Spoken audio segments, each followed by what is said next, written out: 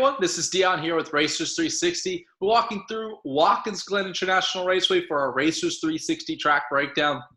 One of my personal favorite racetracks, especially after repave. Really high speed, high commitment track.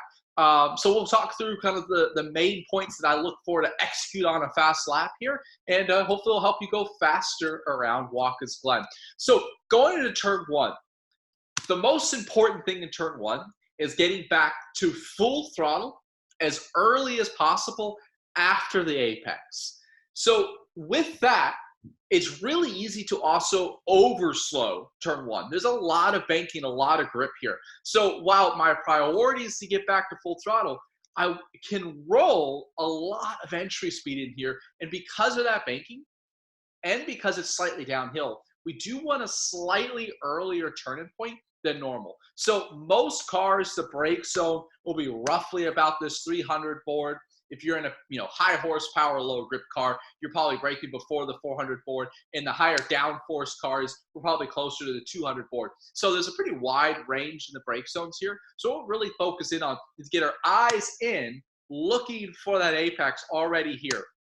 There's no great turning marker for turn one.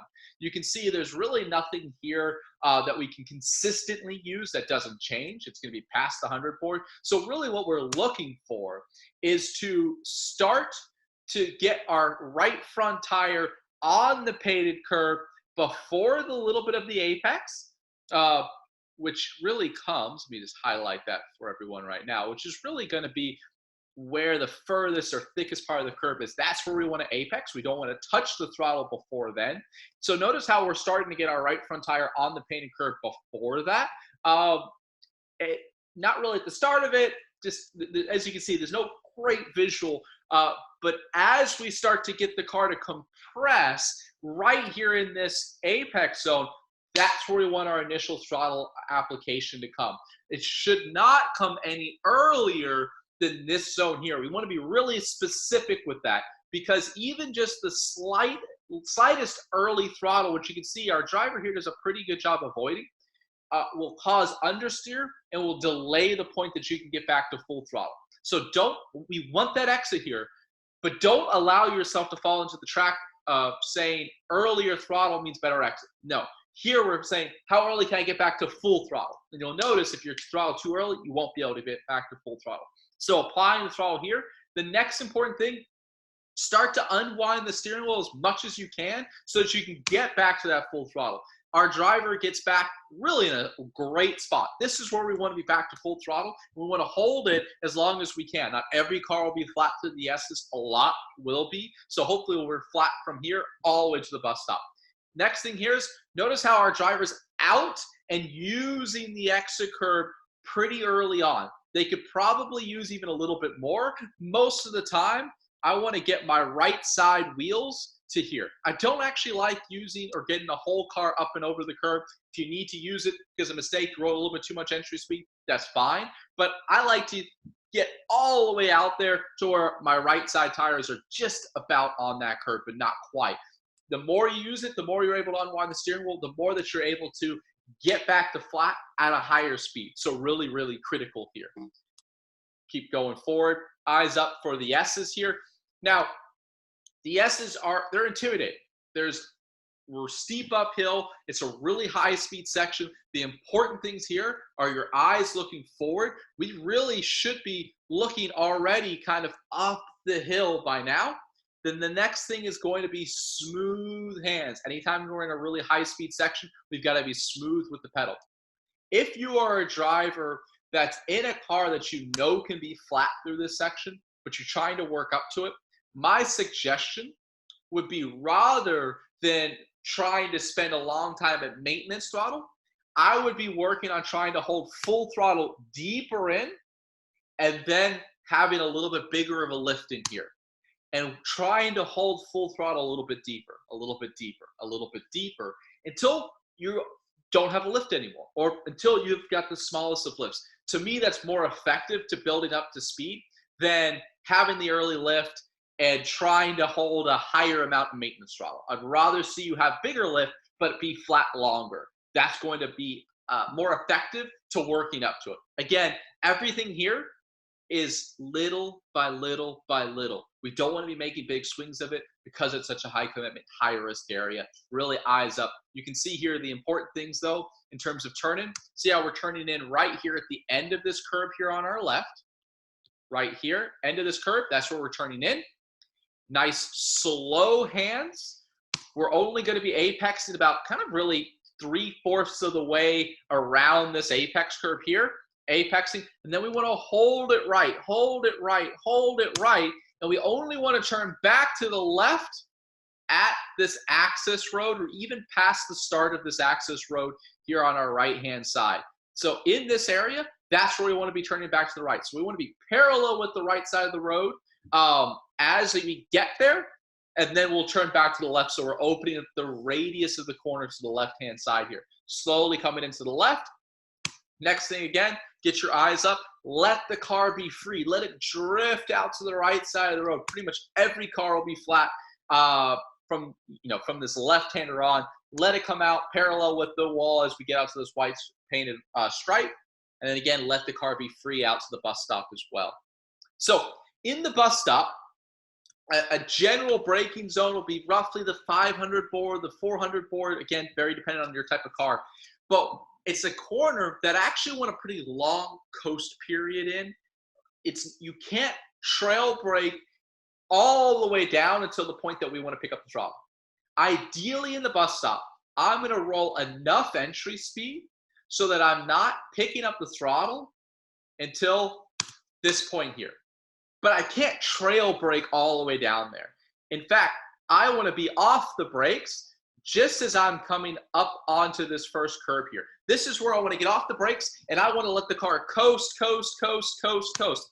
So with that, what's important to me is the ability to come off that heavy brake pressure and let the car roll. It's a corner that is easy to almost out-brake yourself. Hold the brakes, hold the brakes, hold the brakes, and then you need to be on the brakes as you come over this curb here, which causes you to overslow because you have the car out of sorts. So instead, while a deep brake zone's important, what my priority here is finding a pretty good brake zone, roughly the 400 board, hard brakes, early turn-in point here. See how early our drivers turned in? Maybe even if anything slightly too early, but you can see I'd rather see on the airing of early turn-in, because what my goal is to come off the brakes right now, and then notice how that creates pretty much a straight line. So as you go over the curve, your hands can be straight and you can bring as much speed as possible over this first curve. When you turn too late, you have to overslow, and that's why that we can get away with this earlier turn-in point here. Let's see, where is our driver starting to turn in? See how they're turning in? You can see the wheel ever so slightly turn in just before the 200 board.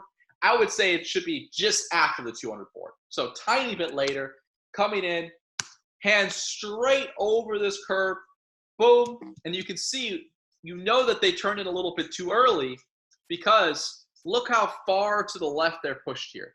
I'd like to see just about a half car width or so more to the right, and then hands straight, get to throttle.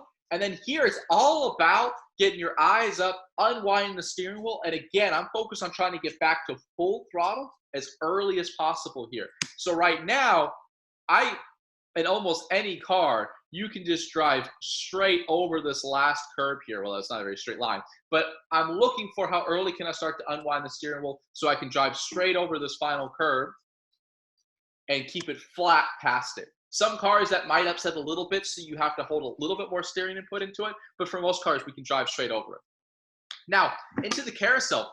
This is one of those corners that's actually where we see the most mistakes. A lot of drivers delay the point of getting down to the apex. There is a lot of grip when you get down in this section.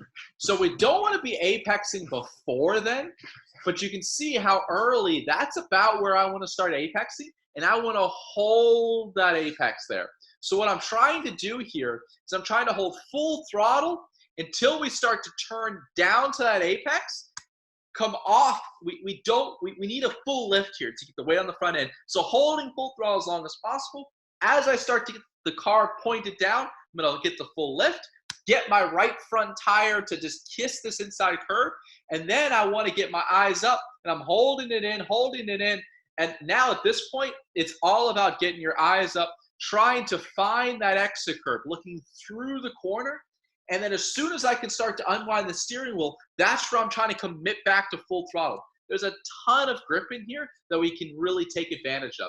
So get those eyes up. You can see our driver does a great job. See how early they're back to full throttle? That's beautiful. They're starting to let the car be free. And the next thing here, a visual for you to be able to look at, is how early are you getting out to this exit curve? See how we're already almost out and we're almost parallel with it by the start of it? Where we see most drivers go wrong is they usually only get out and parallel with this curve at the very end of it. Well, let's kind of at the very end of it. So if you notice that you're not pretty much out to this curve by the start of it, you haven't unwound the steering wheel enough, your eyes are probably too low, and that means you're probably late to full throttle or you're not rolling enough entry speed here. So a great visual, get out there. Now, I don't want to use this exit curve. It can really drag the car out towards the left, and then it gets to grass and that can hook. So I want to be out in parallel with it, but I don't want to really use it like our driver is doing right now, unless it's a last case scenario and I have to use it. But that's not my goal. So going down into the boot here, this is a corner where we're really going steep downhill, and there's a lot more grip there than you think.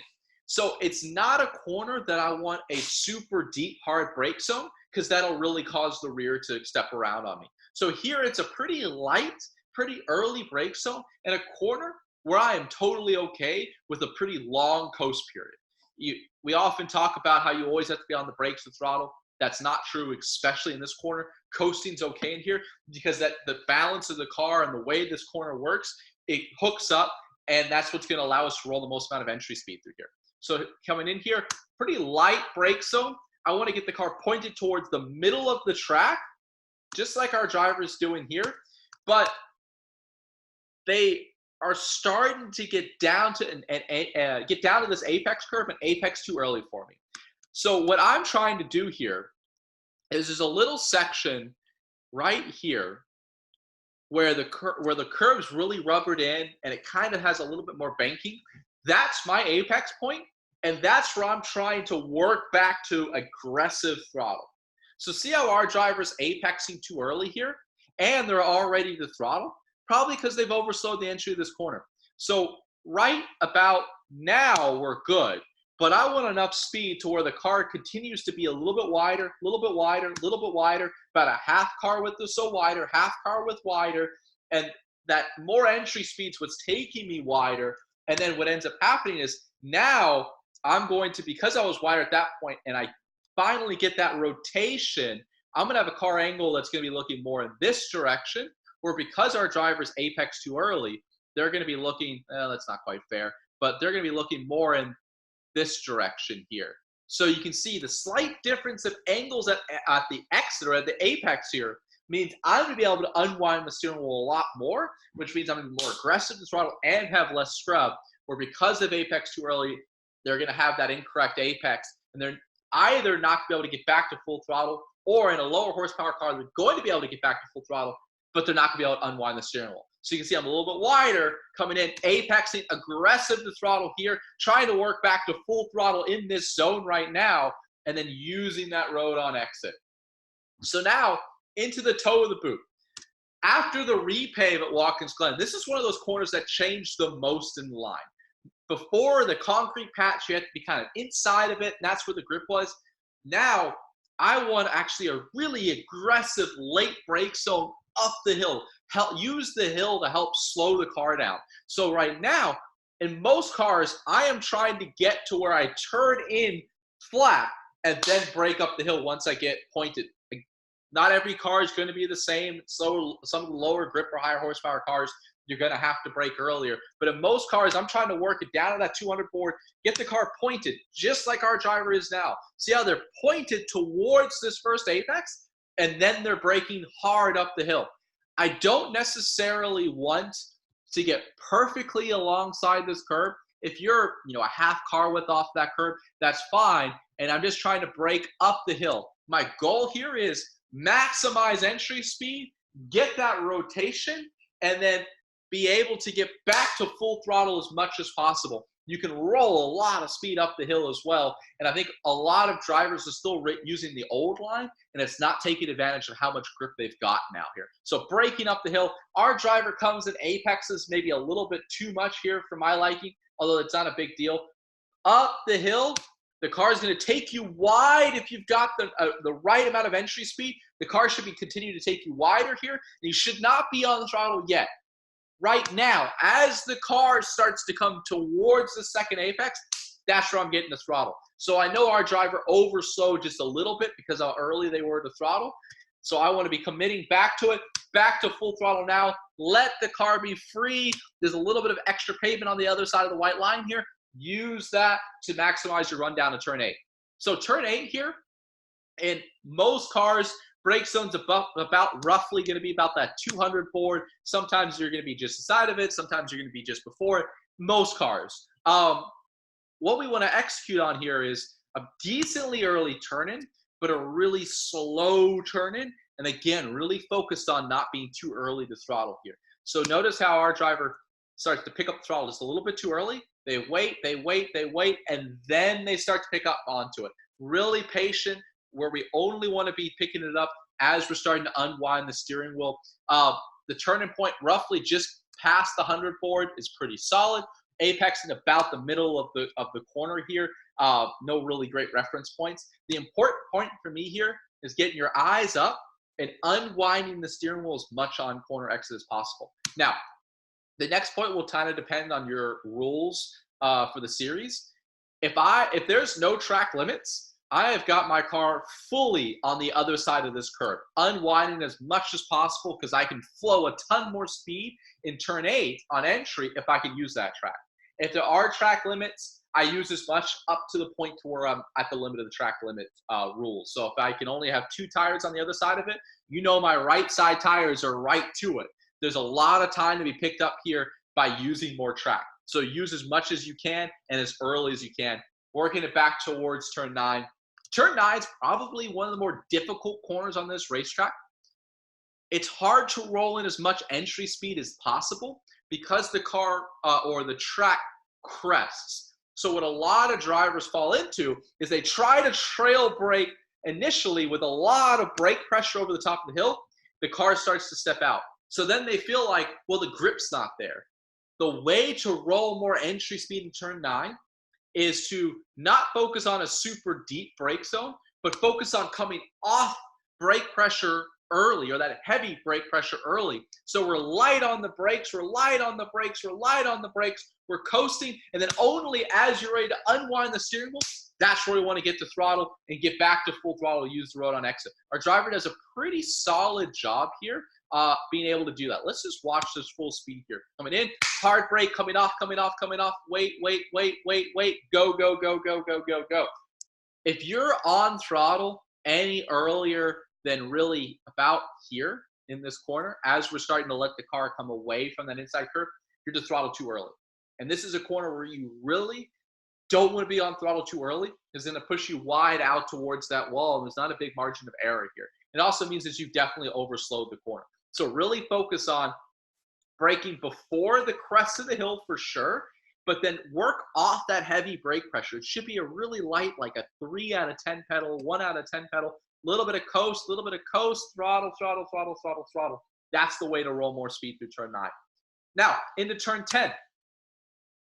It is all about entry speed here. I don't care where I pick up initial throttle again. So what I'm trying to do is hold full throttle as deep as I can in and coast in if I need to. So what some drivers we often see are back to throttle here already. If you're back to throttle before the apex, you've overslowed, unless you're in a car that's could be almost flat through here, something like that. Most cars where you're thinking about maybe a light brake to get back to throttle, I'd rather almost see you just coast in there and not need to pick up throttle until after the apex point. So really focused in here, trying to hold it full throttle as deep as possible, turning coming just before the 100 forward, roll speed earliest turning here to take advantage of the camber. See how our driver is starting to come in and use the camber. That late turning here, you're not going to really get the car to dig in. Bam, nice save.